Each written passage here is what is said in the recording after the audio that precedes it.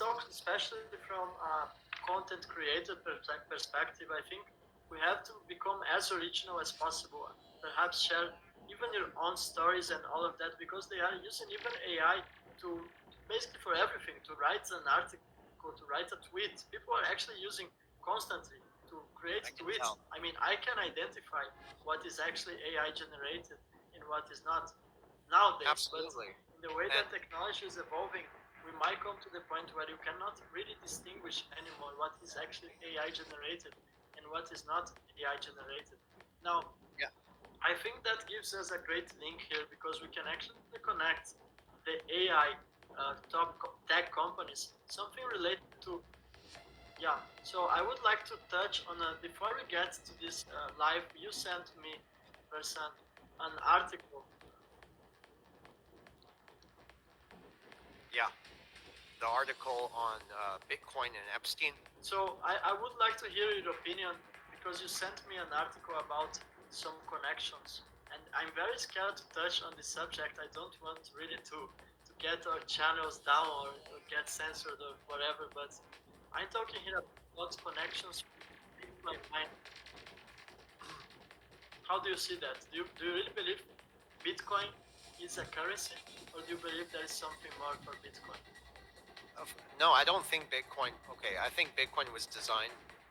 Oh my God, there's so many ways we can look at this. The lens. Well, if Bitcoin was supposed to be a currency, it failed to do so. I think every day Bitcoin looks more and more like a security, if anything.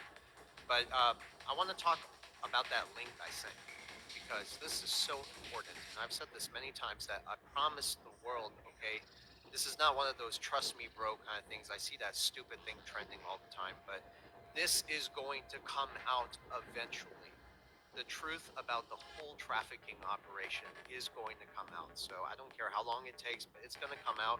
And whether Trump wins the presidency or not, this is part of revealing it. If you're going to have a reset, everything needs to come out.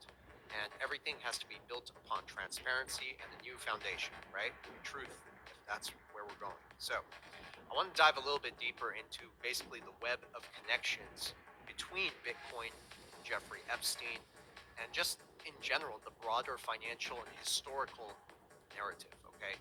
First of all, and this is a topic I've been super vocal on. It doesn't get any attention. It always flies right under the radar in many discussions. It's because people don't want to talk about what they don't want to hear. I think to really grasp the situation, we've got to take a trip back into time, always go back in history. That's usually where I start my research, understanding the roots of the narrative. And again, I know it's not the most comfortable conversation, but you have to acknowledge the facts now because if you don't, I'm telling you, when this comes out, you're going to be in deep shock when everything does come to light. So it's better to have the disclosure now than later. So let's start with the financial institutions, okay? Number one, we cannot forget that they did give Bitcoin a free pass, which then will tie us back into the creation of Bitcoin, the free pass that the SEC gave Bitcoin. And many people, I'm going to see this later in the comments, no doubt, are going to dismiss this and say this is a weak argument, and that is absolute bullshit. There's no such thing as a weak argument. An argument is an argument. But there are a lot of claims that linked Bitcoin to many unusual activities. And this is not new news. Okay, so we can start with human trafficking, we can start with the illicit organ trade, we can start with by laundering money into Ukraine. And I know this sounds like a stretch, but these allegations have again a very transparent historical trail. You can find this if you do your research. Let's bring XRP into the mix now. Remember, XRP is a game-changing technology that is supposed to expose the dark side of the crypto world and the traditional banking world, basically what's going on in the banking system.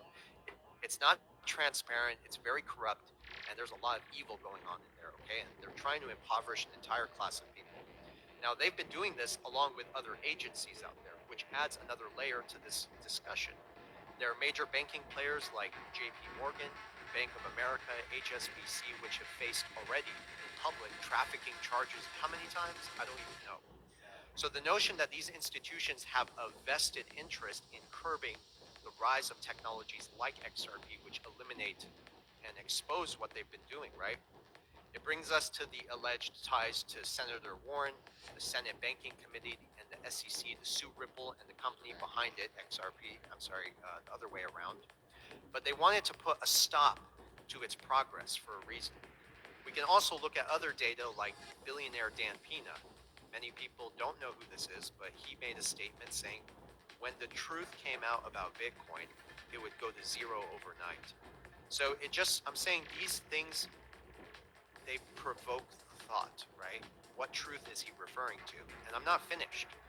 Regardless whether people agree with me on this or not, it gets us to reflect and ask questions. And there are already so many questions right now being raised about Bitcoin's use case, with critics, including myself, that are highlighting the fact that it's got extreme limitations to, again, use case.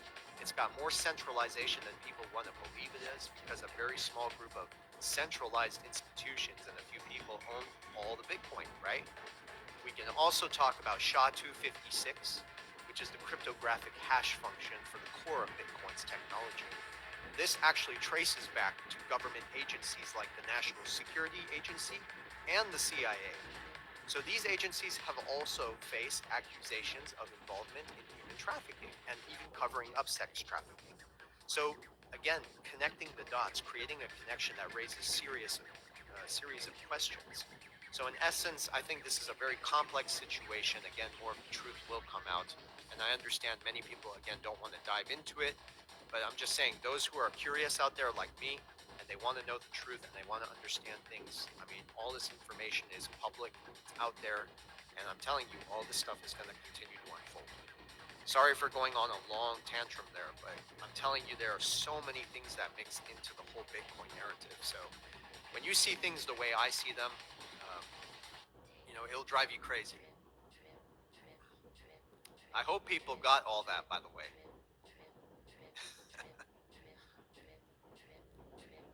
Can you hear me?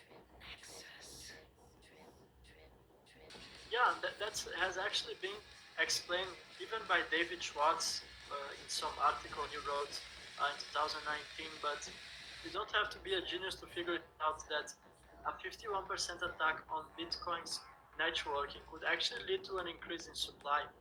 As far as it's not more profitable for the Bitcoin mining operations to take place, they can actually come together and increase Bitcoin supply. This is updated statistics by 2023. If I'm not mistaken, four or five large mining pools were responsible for validating 83% of total Bitcoin transactions on the blockchain. So this just shows you that, as someone here says in the comment, yes, in my opinion, Bitcoin stands for the beta test coin, which was actually a test. And then we have all this new generation of digital assets, and as a coincidence, they fix every single one of Bitcoin flaws. And we can also get into Ethereum later, which is, in my opinion, the next black swan event in cryptocurrencies. Ethereum, in my opinion, is gonna go down, and I'm not saying it's gonna go down next week, next year, but I do believe that in 5 or 10 years from now, we might see other cryptocurrencies replacing Ethereum, and one of them might be XDC with Corda blockchain. We can talk more deep about that if you guys feel like talking about that. Now, what are your thoughts on that, Versan? Do you think? Well, I want to. Oh my God. All right. While I'm waiting for Ito, I do want to clarify that, blockchain in the early days, God knows what his real agenda is, but I don't think he's been very transparent with everybody as far as what's happening on the banking side. And remember, David Schwartz is a programmer. Um, he is not a banker. He doesn't understand the true nature of what's happening in the banking system. And I strongly believe that. He is a coder who worked at the National Security Agency. He's not giving people the full picture. And I just think that's so important to consider and to just bring it into the conversation. Another thing is, with Bitcoin, when people say that it's a store of value, I find that to be interesting. Well, there are mining pools out there, and there are ways to mine Bitcoin. It's okay, Ito, but there are ways to mine Bitcoin and basically produce another Bitcoin. So how can you have how can you call Bitcoin a store of value when you can continuously make another one, even though it requires a lot of mining power? If you can produce another one, like Ethereum, for instance, and by the way, there's no public information on how much Ethereum is really out there, how many coins are out there. There's no real public information on this. Okay, even on CoinMarketCap, it's not accurate. And Ethereum, you can produce Ethereum. So why the hell would it be a store of value? Why would it be same thing with Bitcoin? That is not a store of value. A store of value is going to have to be gold backed. It's going to have to be gold backed. Okay, and I don't care what anybody says here. They're not looking at the full picture. They're not actually digging into this stuff. But it's going to be gold backed. Um, so that